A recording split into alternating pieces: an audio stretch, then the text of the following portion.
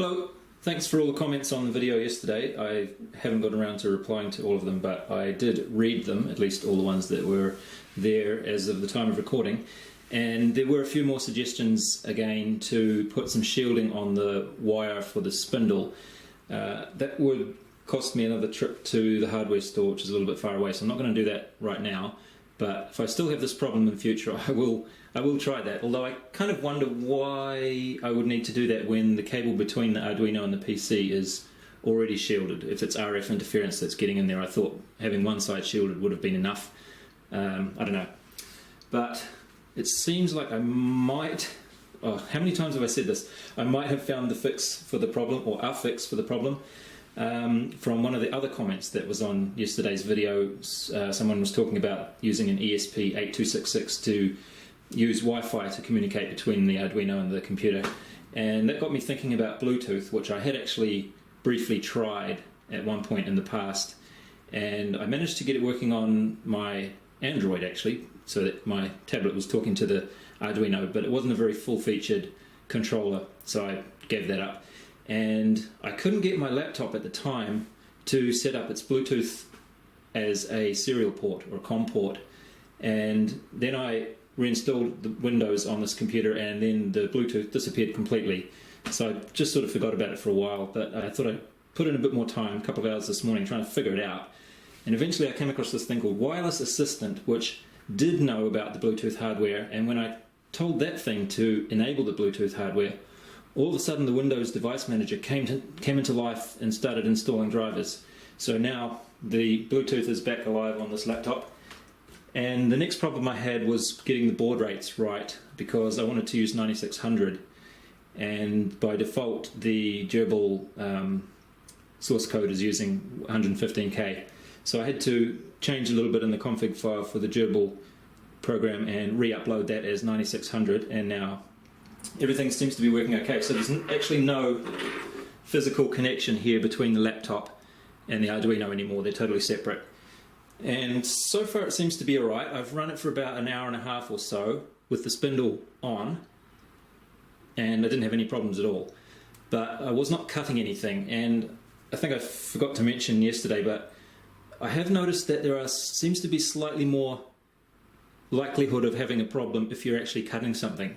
So some of these jobs where the longest jobs, for example this one with 4mm thick, and I was stepping down at 1 millimeter per time, and say it got round once, that would be 1mm, and then it got stuck there. I just run the same program, so the first time it would just go round without cutting anything, and then the second time it would actually be cutting anything. And after doing that quite often, I noticed that it hardly ever had a problem when it was not actually cutting anything. So it's almost like this slight extra stress, or slight extra, I don't know, does it require more electricity for the spindle to spin when it's cutting? I presume it would. Anyway, that's just one thing I noticed. So maybe the fact that it ran for an hour and a half without cutting anything with the spindle on doesn't actually mean anything. But I hope it does. There was also another comment about the diameter of these pipes perhaps being too small. And this was something that I had actually considered myself, and it might cause a problem in that the water doesn't really want to flow into this hole because there's no pressure pushing it down, even though if the water was to build up a little, there would be a little bit of pressure. But it turns out that I don't think this is going to be an issue. The inner diameter is only 2mm, so that's why me and the other guy were thinking it would be a problem. But I've experimented by just putting a bit of water on here, just a tablespoon or so maybe, and at first it doesn't go anywhere. Oh, and then it does. I was hoping it would stay there a little bit longer. But I think the first time I tried this, it stayed there for quite a while, and even though the spindle was running at the time, giving it some small vibrations, it just sort of sat there. And I think this fly screen netting didn't really help either. But now that the surface, or that there's been a bit of water down this pipe already, it seems to be going down fairly well. Another thing that I did that I'm hoping will help combat the problem of the water not wanting to come out here is that I've cut this at a very, very sharp angle like that. So there's quite a large surface area, or a large open end to this pipe, much larger than there would be if I just cut it straight across like that. And if it was cut straight across, it would just have a tiny 2mm diameter hole there, which would allow the surface tension of the water to hold it in a little bit more. Although it is, at this point, 1.5 meters or so below the point where it enters, so I don't think it would have any trouble getting out once it got to here, as long as there was some water up above it still, of course. So the tank is now in its high position, not quite as high as it can go, but I think that's high enough. And the hose is coming down and into the window there, and I wanted it to come down and then up again so that when it rains, the water coming down here will just fall off the bottom instead of going inside. And the outlet point, that's what I'm just about to do now. I thought I might use this piece of aluminium angle that I made to go on here to hold the pen, and I'll just cut it so that it's just one side of the angle at the bottom and bend it around so that it sort of curves and points in here, and then the hose can go where the pen is now, using those pre-drilled, nicely positioned holes for the zip ties to go in. I put a couple of little pieces of plywood under the legs of the desk so that we have a slight slope downwards that way and that way to get it into that corner when it's where it's supposed to exit the table. Looks like I could use a little bit more slope actually, that's not really much, is it? And then over there, I think we have quite a bit more in that direction, looks a bit better. There we go, that's all done. So just some zip ties, a little bit of foam double-sided tape, and down here I have one of those little taps. I wasn't really thinking to put this on here, but I wanted to have it nice and solid under this zip tie, and I didn't want to squash the hose too much, so it's kind of handy to have a hard plastic piece inside the hose here that the zip tie can really get a good grip on. And of course it lets me turn it off and on at this point as well, which could be quite handy. And I guess it also, because the nozzle here is a little bit narrower than the inside of the pipe, it also lets me pinpoint the direction a little bit better. I can't move it much, but I can move it a little bit just to change it, but it seems to be right on the perfect spot at the moment anyway. And over here I just put a piece of core flute to try and keep down any splashes that might go over that way. I actually made one to put on this side too, but I forgot that I was gonna I don't have anywhere to stick it now. Well, I'm pleased to say that even after adding my water barriers around the outside, I haven't lost any range of movement in the y-axis, and I've only lost about 1/2 centimetre each side in the x-axis, so I'm quite pleased with that. And I have a 1mm piece of carbon fibre on here that I'm going to try doing some cutting with now. And another comment that came in yesterday was, am I going to use MDF for this? Yes, but only once. This is just going to be the first time. It's not going to last very long in the water. But I thought just to check if cutting carbon fibre is feasible at all, and to check that the water is contained properly, and just as a first test run I'll use MDF for this. And nobody commented about this. I wondered if somebody would, but there are actually holes under here where these bolts are going through, but I'm pretty sure they should be watertight because they're filled with these bolts. They should be completely full, and they also have the MDF pressing down on them quite solidly, so I don't think any water is going to get out through these holes. Okay, it's time for the moment of truth. I'm going to turn the tap on. We should get some water coming out, and I'm just going to sort of dab around the outside of the barrier and see if I can find any water coming out, because it's a little bit hard to see the water. I don't imagine it's going to be squirting out in big gobs, so it's just going to be a little tiny leak. It might be a bit hard to find. I considered putting some like dyed water or coloured water so that it would be easier to find, but I don't really think it's going to leak. So anyway, let's just turn this on and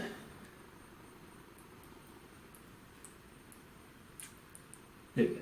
Oh, look at that. Oh, look at the water. The water is making a beeline for the hole.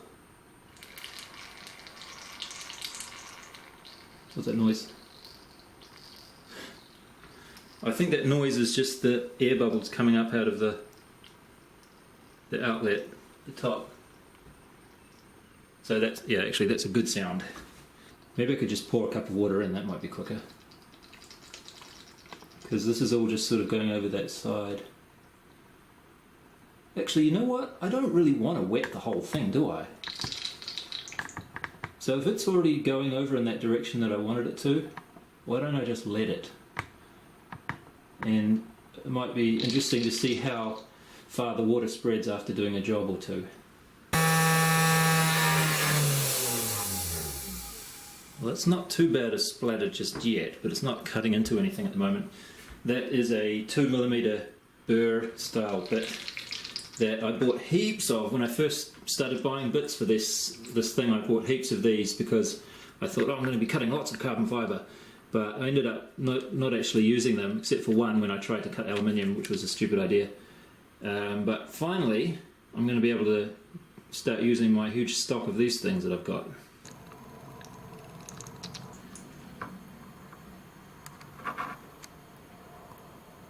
Oh man, I was just about to set it in motion doing a cut, and I've struck this serious bug in chili pepper. It comes up occasionally, not very often, but see how you've got these jogging things here, and you've got the units for what you want to jog, 1, 0.1 millimeters and so on.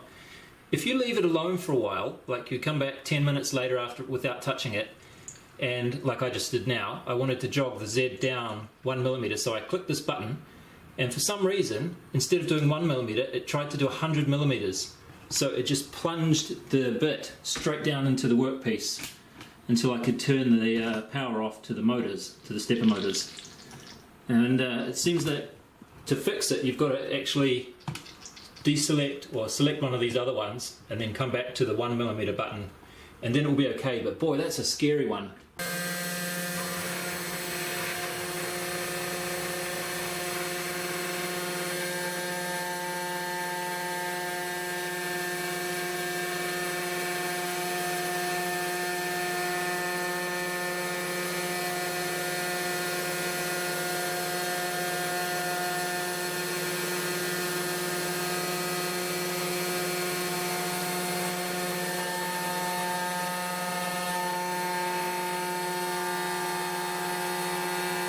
There we go. For a first cut, I think that's looking fairly good.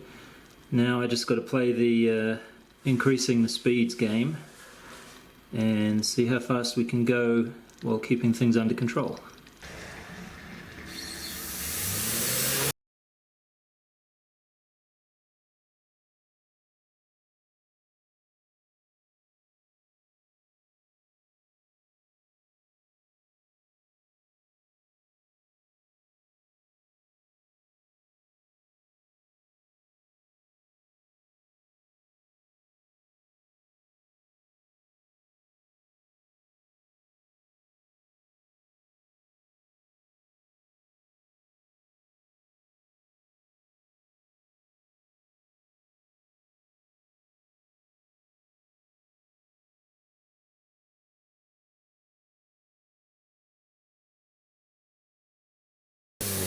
Oh, it worked! And there's a horrible screeching sound coming from here. So I think we might be starting to get a little bit of blockage maybe. But it's all going out. It seems to be all going out okay.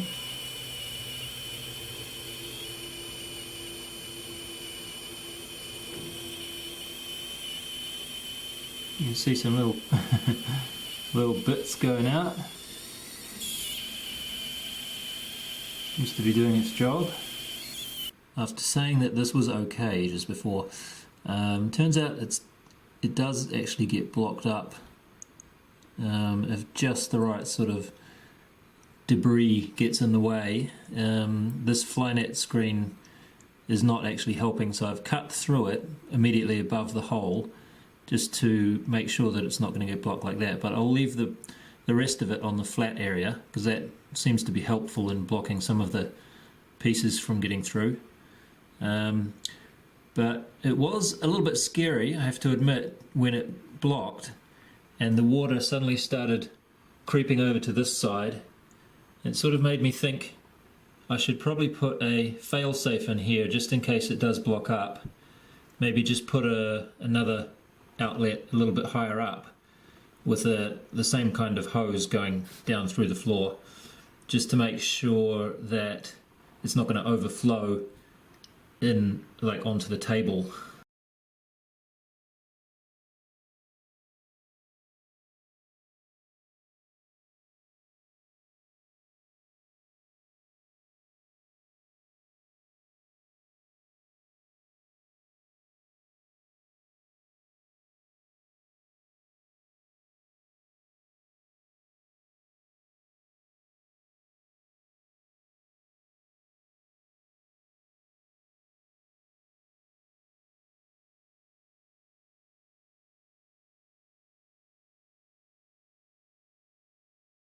Alright, well I think I'll finish up for tonight. I might be able to get the worst of this water off of the MDF board, and maybe it'll be good to go again tomorrow without too much expanding. It's interesting that after all that, each one of these 3 pieces was about 20 to 25 minutes or so, and from this corner all the way along there, all the way around there is all dry, so it's kind of nice. And the water starts from about there and goes back to there, and the hole is starting to get a little bit blocked again, but not as bad as before, and it'll be easier to unblock it now that that mesh is out of the way, at least directly over the hole. And I found that keeping the water running, so it's running at the moment here, oops, where are we? There, so it's running at the moment. That actually helps to keep it unblocked, because it sort of sets up a current. You can see the patches of low speed current here, and then high speed current where there's no carbon dust. And you can see, follow that track and see where most of the water has been flowing. Anyway, it seems to be working.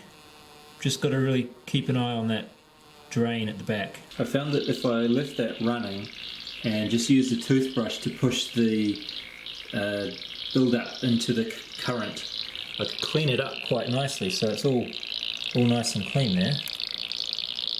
It's a noisy little drain, isn't it? So here's a closer look at those pieces that I was cutting. Turned out pretty well actually. The edges are not too sharp. I thought they might need a little bit of sandpapering or something, but I think it's perfectly fine just to leave them as is and just use this straight away. There's a little bit of an angle to the edges. It's probably going to be a bit hard to show you, but the edge is not perfectly perpendicular to the surface. It's a little bit sort of angled. Not much though. So the perimeter on the top face is a little bit smaller than on the bottom, top being where the tool went in from, but it's still, you know, within like a small fraction of a millimeter is the only difference from top to bottom. Yeah, I think it works out pretty well. Oh, what is it? Oh, come on, you can guess what this is, can't you? No? Well, it's originally was something like this. This is what I had on one of my gimbals, and I've been using this. Well, this will let you know what it is probably. You put a strap around there and it goes around your GoPro or your Runcam 3 to hold it on to the front of your quadcopter like this. And this is just one I made out of plywood to get the sizes right. And the problem that I had with this one was that when you try and use the wide field of view on the Runcam 3, and actually on GoPro as well, I think, on the Session, if you use the wide field of view, you start to see the edges of this inner circle part. So I made it a little bit bigger, and then I made it a little bit bigger again, and a little bit bigger again, and ended up with this. And this shouldn't have any problems. And the other issue with this is that you have to get in just the right place, but when you put the strap on and then pull it tight, it slips, so you'll get it perfectly positioned, and then when you put the strap on, it'll just go up a little bit like that, and then you've got these things in the view again. So anyway, that's why this interior section has been made so large, so that you don't have to get it quite so exact, and you're not going to have anything in the view.